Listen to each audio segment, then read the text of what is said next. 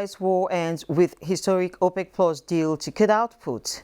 COVID-19 Financial Reporting Council issues guidelines for external auditors in line with government's adjustment policies in the wake of the pandemic. Plus, financial markets remain closed in the country as Christians celebrate Easter. This is the Easter Monday edition of Business Express, reaching you from Abuja, Nigeria's capital. I am Leah Katun Babatunde.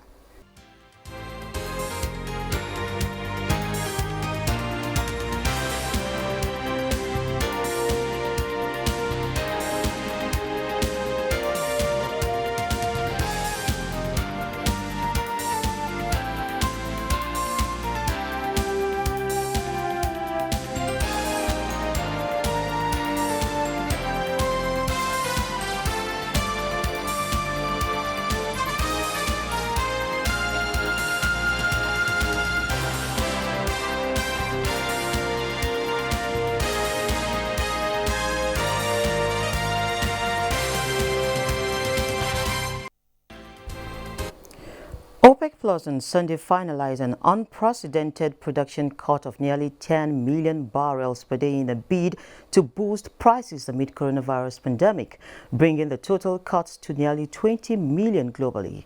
This was at the 10th OPEC and non-OPEC ministerial meeting in furtherance to the declaration of cooperation in that regard. And Lydia Sampson reports that Mohammed Barkindo, OPEC Secretary General, has welcomed this action. The agreement, which takes effect on May 1st, will be for a period of 2 years. In the words of OPEC Secretary General Mohammed Sanusi Barkindo, it was a historic conference in many respects. Extraordinary times caused by the COVID-19, unprecedented slump in the global economy and demand for oil. He commended the prompt, decisive response by the declaration of cooperation partners of about 19 million barrels per day global supply adjustments with the longest duration of 2 years, the triumph of international cooperation. U.S. President Donald Trump also applauds the move by all. On his Twitter handle, he said, and I quote, "The big oil deal with OPEC Plus is done. This will save hundreds of thousands of energy jobs in the United States. I would like to thank and congratulate President Putin of Russia and King Salman of Saudi Arabia. I just spoke with them from the Oval Office. Great deal for all." OPEC and OPEC Plus share of the adjustment is 9.7 million barrels per day, while the other producers make up the total. This cut brings a glimmer of hope for Nigeria's worrying revenue status that is further aggravated by the effects of COVID-19, which has reduced production globally. Onengie Fine Face reports that Minister of State Petroleum Resources Timper Silva says with the cut, Nigeria will have an appreciable price movement.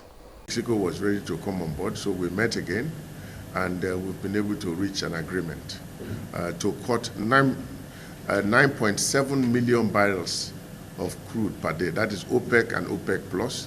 And for the U.S., the U.S. has agreed to do another 300,000 per day cut on behalf of Mexico, which totals it to 10 million barrels per day. We believe that this is going to be good for the market, because so far what has happened is that because of COVID-19, demand is depressed. Of course, you know that there are no planes flying, there are no cars on the road, so there is no demand for the product. So we needed to react from the supply side, and if we cut out a supply of 10 million barrels, we believe that that is going to definitely have an impact on the market, and that will be good for Nigeria, because it will also mean that we'll earn more from oil. Following this cut, we are expecting that prices might go up to, in the long run, up to $15 per barrel. Our benchmark today is $30 per barrel, which means that if prices go up by $15, then we're expecting prices to go up to maybe 45,000 barrels, or $45 per barrel, which is good for our budget. Now, it is the biggest oil output cut ever, exceeding 4 times the cuts approved during the 2008 financial crisis. The countries will keep gradually curbing production in place for 2 years until April 2022. Now, let's take some steps back trace some events that got us here. Market glut has been the major source of production cuts due to the forces of demand and supply to control the price of crude. Now, last Thursday, Mexico refused to agree to the production cuts, jeopardizing the deal which OPEC and allies have engaged in for about 3 years to stabilize prices in the oil market. Friday, the G20 energy ministers met. Their target also was to halt and reverse the unprecedented volatility that has characterized the market for about a month now. The concerns grew when U.S. President Donald Trump, his Russian counterpart Vladimir Putin, and Saudi Crown Prince weighed in on cut deal. Ultimately, a deal was reached Sunday night. Now I'm being joined via telephone call by Nigeria's immediate past governor for OPEC and current Secretary General African Petroleum Producers Organization APO, Dr. Umar Farouk Ibrahim. Doctor, can you hear me?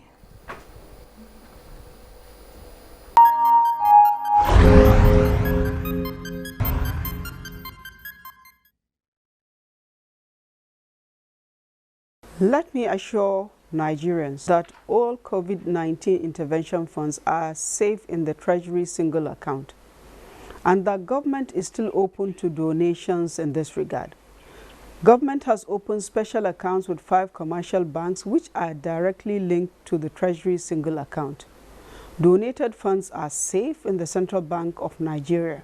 For verifiable information about the funds and other financial obligations of the federal government, please contact us directly at the Federal Ministry of Finance, Budget and National Planning. The account details for the donations are as follows.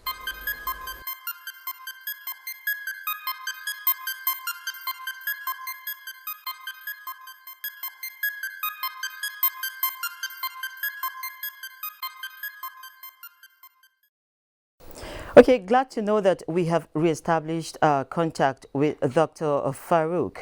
So I think I will just go on to my next question. Now, Mexico held the market solid for 3 days before keying into decisions to curb output. How valuable is the decision of every producer at this time, considering the global economy?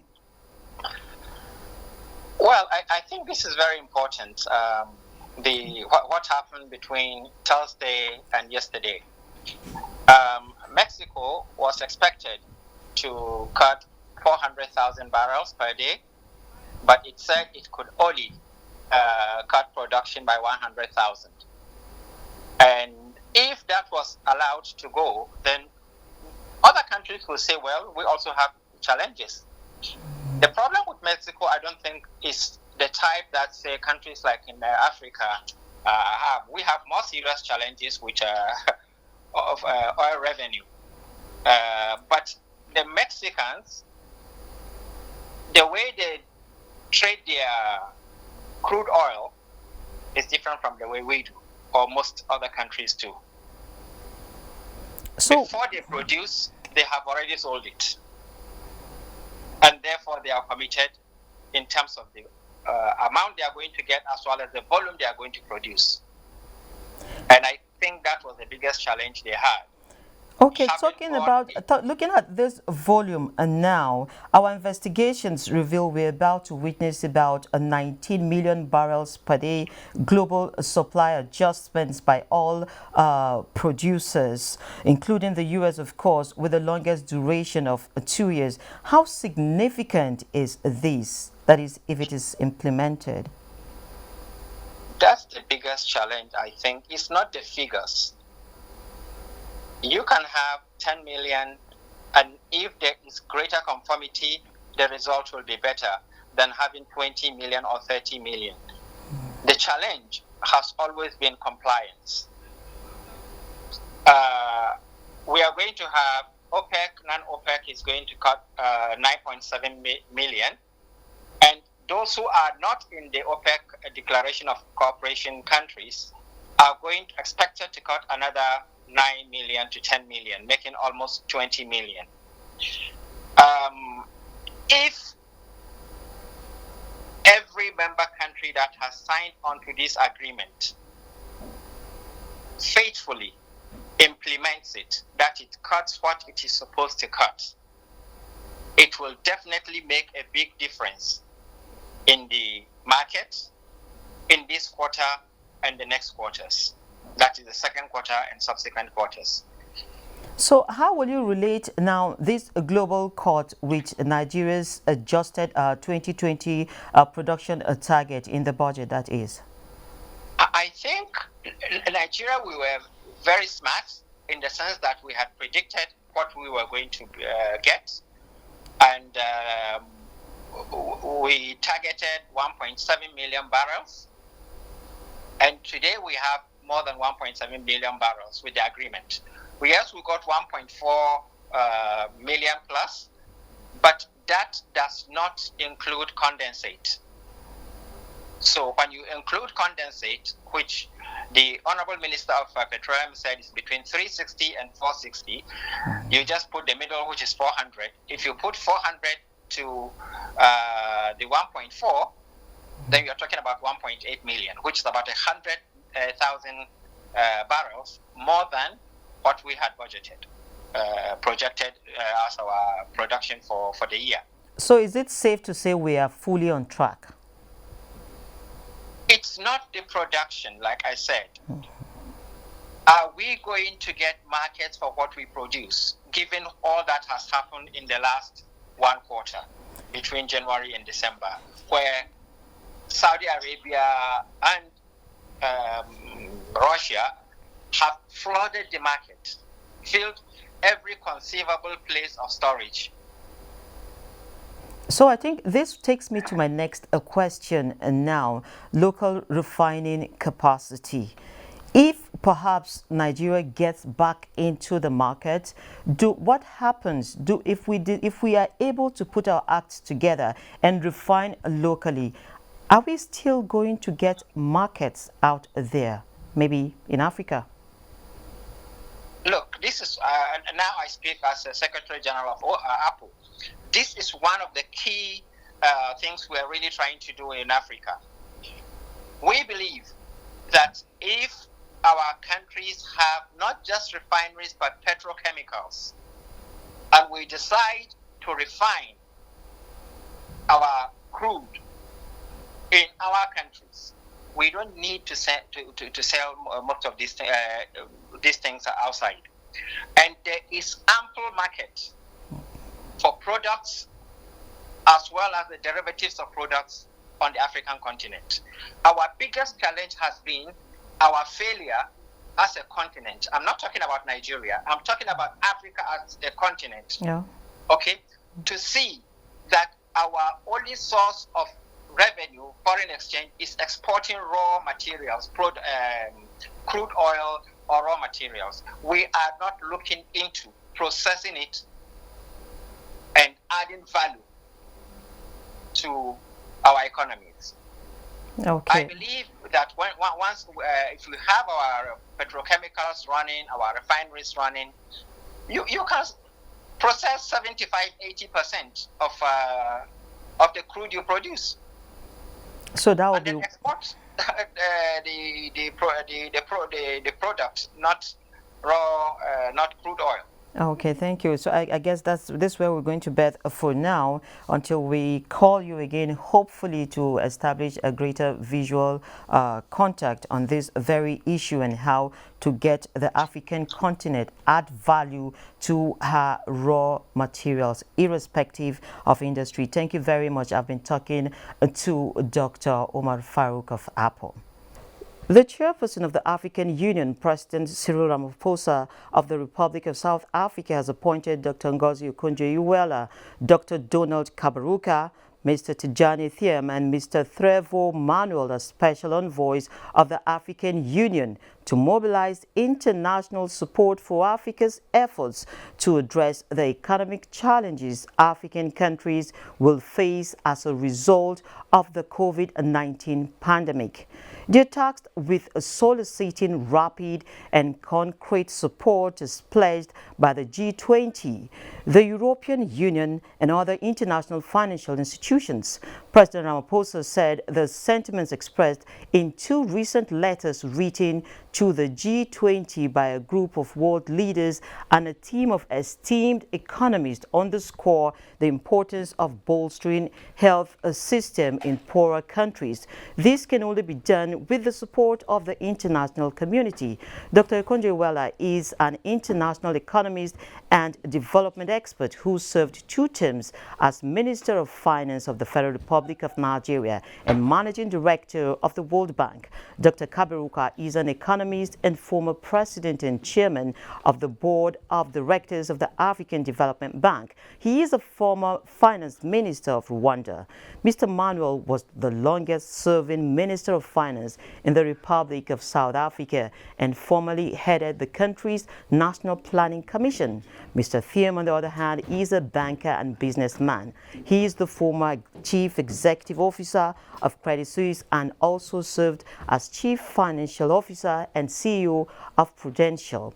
President Ramaphosa said the envoys brought with them a wealth of experience and enjoyed long-lasting relationships in the international financial community. Experts have predicted the coronavirus pandemic could cost the global economy more than $4 trillion as it continues to ravage both developed and developing nations. How is the pandemic affecting agribusiness in Africa, especially in Nigeria? Musa Baba Aliu takes it from here. It is no longer in doubt that the coronavirus pandemic has affected the social and economic well-being of millions of people in the world. Economic activities, agriculture inclusive, are almost at a standstill as more than 4 billion people around the world distance themselves from one another to slow the spread of COVID-19.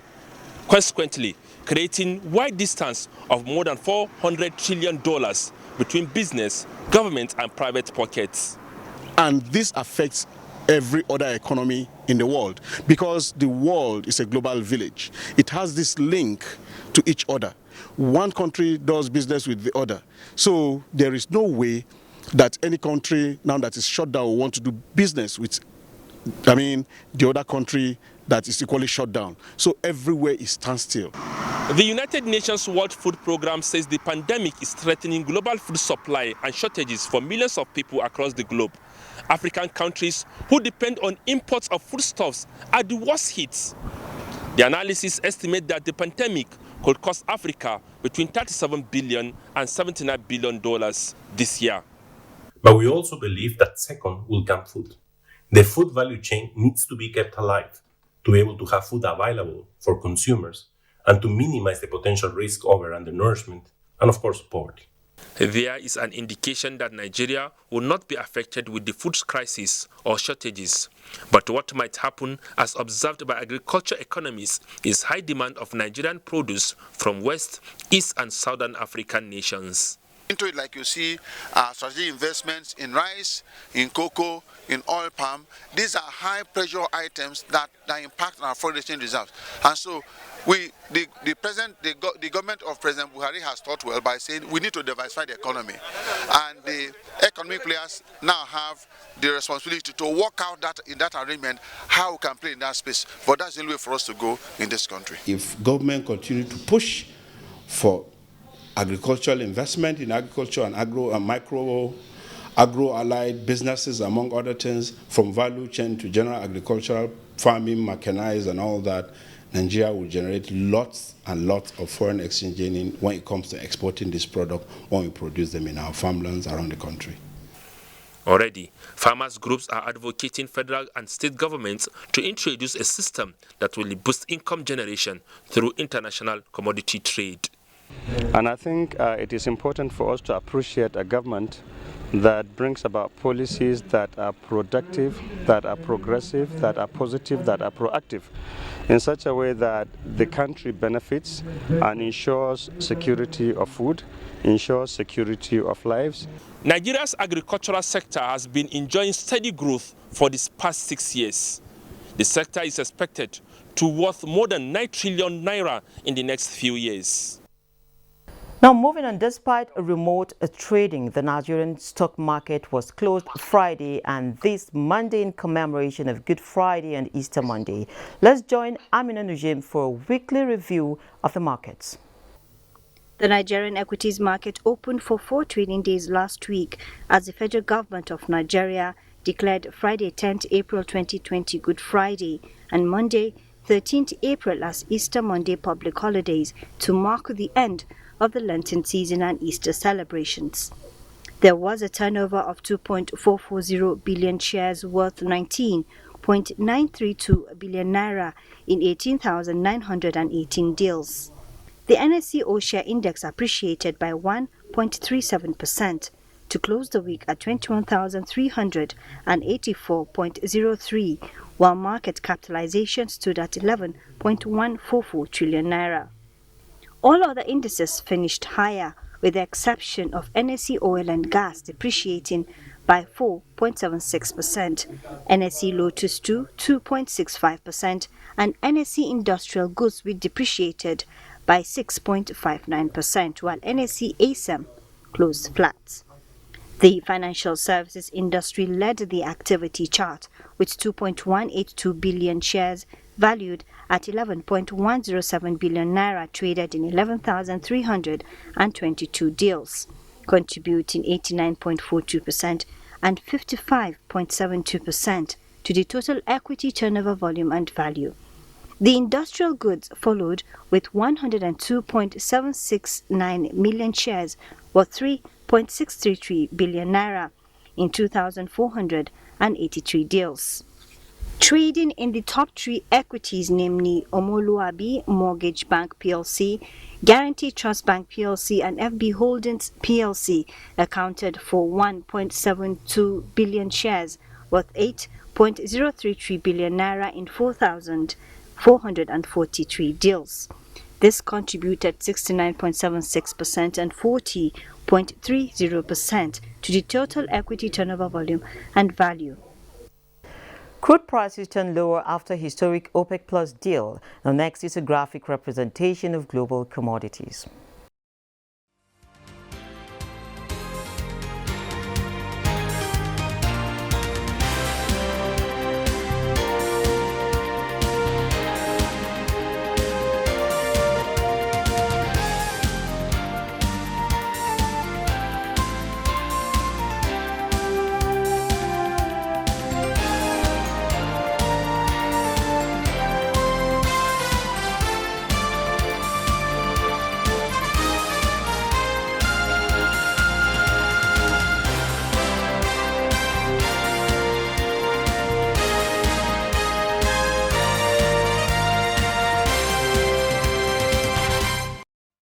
Let's now see how the Naira is faring alongside other major currencies.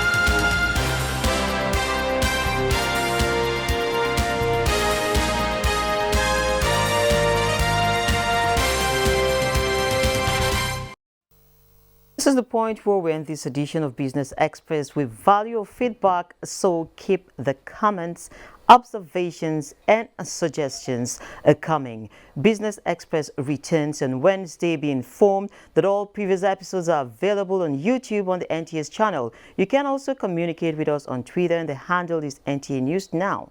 Don't forget to use the hashtag. It is BizX. Remember also to intermittently wash your hands with soap under running water as the world battles COVID-19. Be safe out there. I am Leah Katun Babatunde.